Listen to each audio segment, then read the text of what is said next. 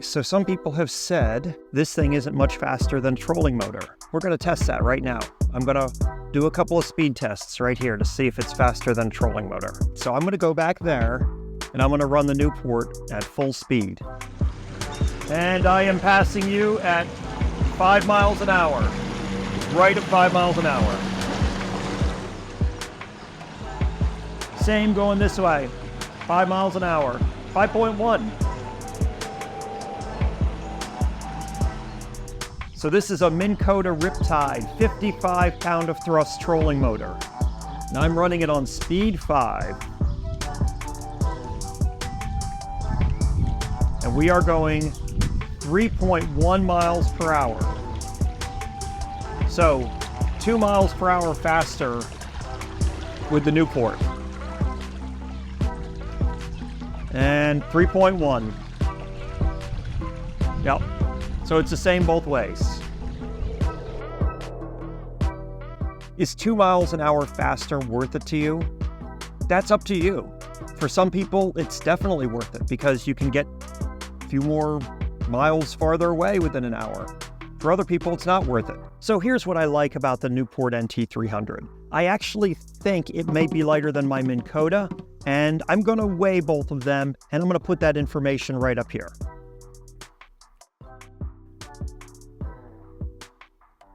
It's very lightweight, and the battery is very lightweight too. The battery is actually a little bit heavier than the motor, and the battery's not heavy. It weighs less than half as much as that lead-acid battery for my Minn Kota trolling motor.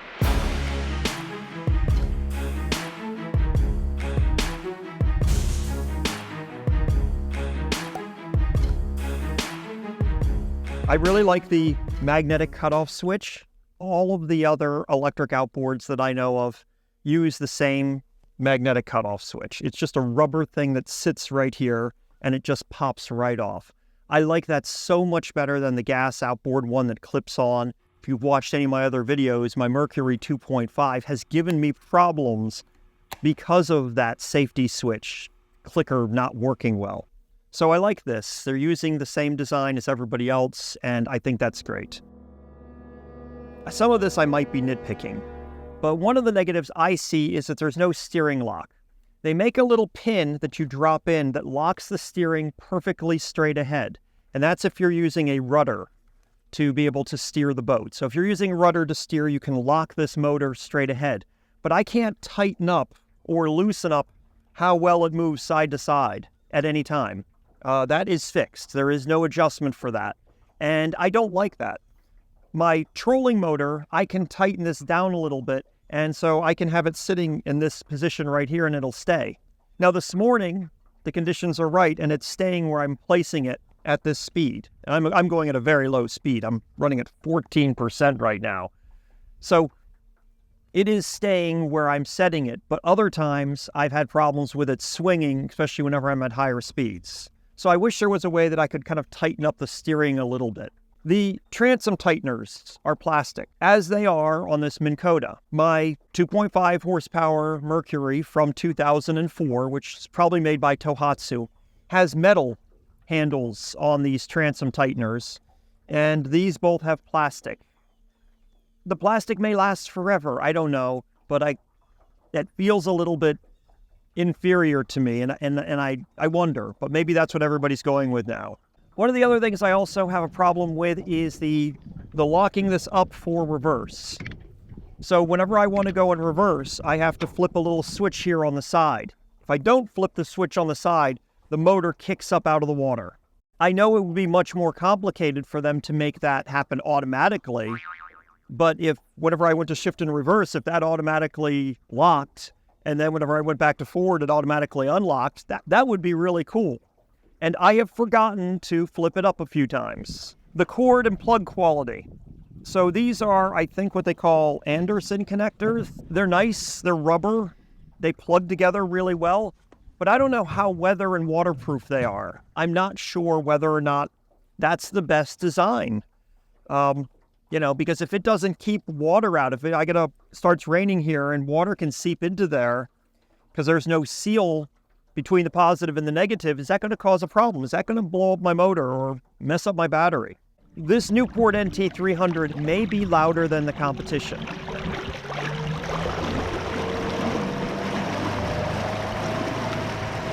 All of these are so much quieter than a gas motor that it being a little bit louder than the others, I don't know. How big of a deal is that? And a lot of times the water noise is loud enough that it actually kind of overrides any of the motor noise. I'm gonna see if we can pick any of it up here. Let's see. So as I accelerate, I mean, I can hear it going, but it's very quiet. And I can barely hear it over the sloshing of the water. And when I get to faster speeds, same kind of thing. I've never tried the ePropulsion, the Mercury Avator, or the Torqeedo. And to be fair, it would be nice to try those just to see, do a side-by-side and see if this is noisier. I think Tiny Boat Nation found it to be noisier. My Minn Kota, to go forward, I rotate that way. To go reverse, I rotate this way. This motor works the opposite. You rotate towards you to go forward.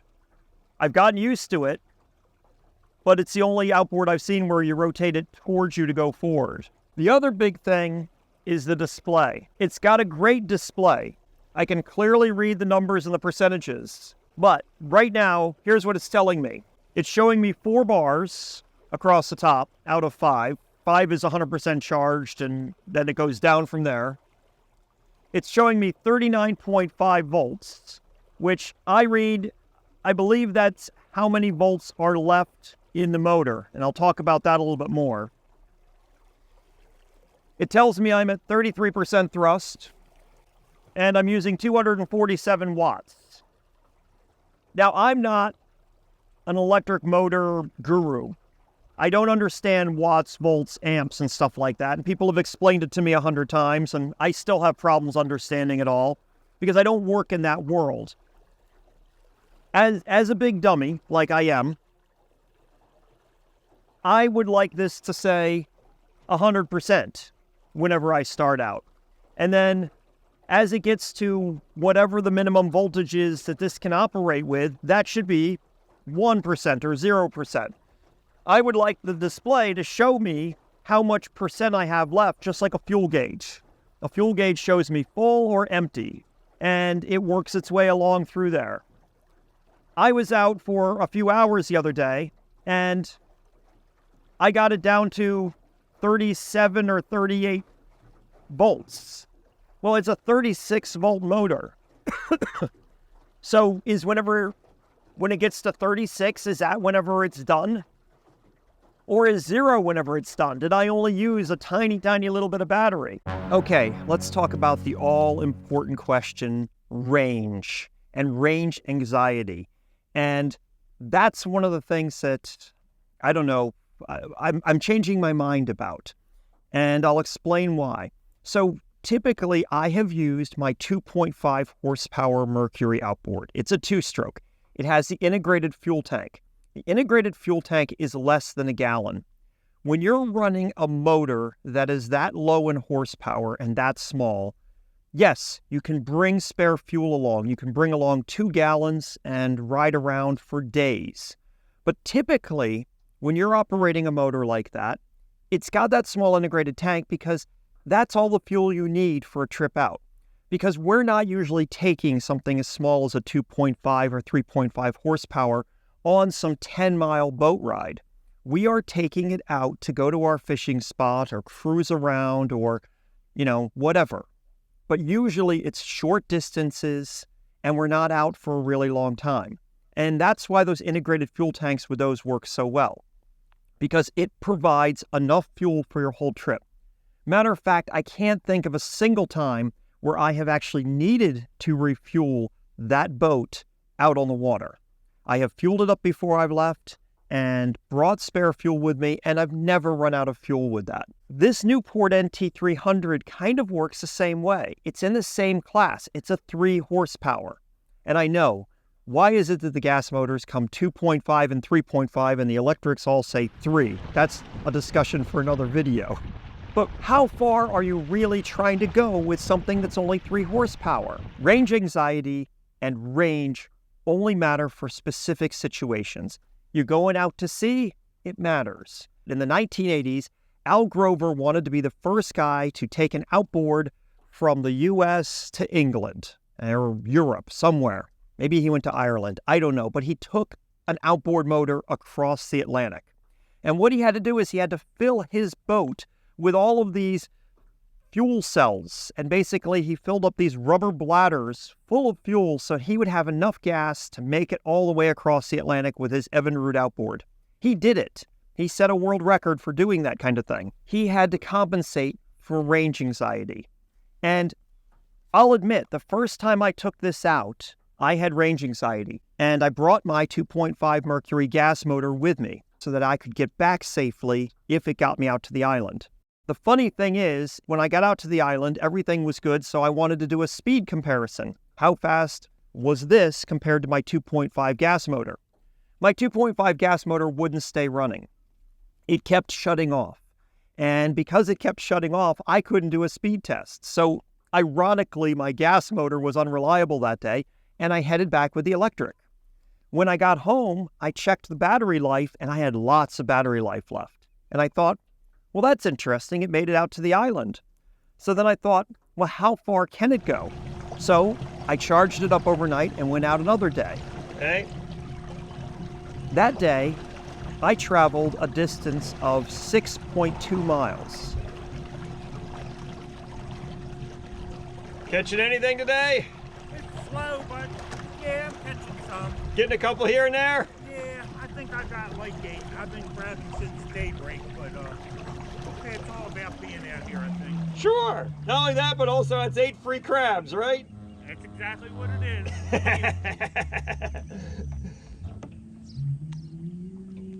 Enjoy yourself.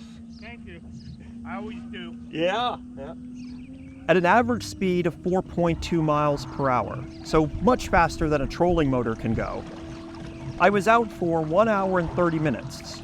And when I got back, that battery still had 34% state of charge left. 34%. So I had only used 65% of the battery. So here's some of the specs from their website with regard to runtime. Real-world runtime is always going to be different. There's variables based on your weight, the size of your boat, the type of boat, the gear you have in your boat, the water conditions, the wind conditions, all of those things are variables. What I have found with regards to range is that this takes me everywhere I want to go. Because typically when I go out in this boat, I'm going for a ride around these 2 islands, and I've done that many times. Or I'm going to the island and back, and I've done that. Sometimes I go to other destinations. There's a restaurant across the river. I haven't taken it there yet, but according to my calculations, it should make it there and back. And that's what matters. It's not about, can this thing go 300 miles or 7 days? Can it do what you need it to do? If you're on a lake that is 3 miles across, this might be able to do everything you need it to do. How long does it take the battery to recharge? So when I was down to 34% state of charge, I was able to recharge that battery to 100% within 4 hours. And how I know this is because I have a phone app, and it showed me the state of charge with the battery. It's Bluetooth connected. And so I would just check it periodically, and at the end of 4 hours, that was all charged back up again. There's plenty of you who say, I would do this if it was cheaper than a gas motor. And I get that. Everybody would do it if it was cheaper than a gas motor.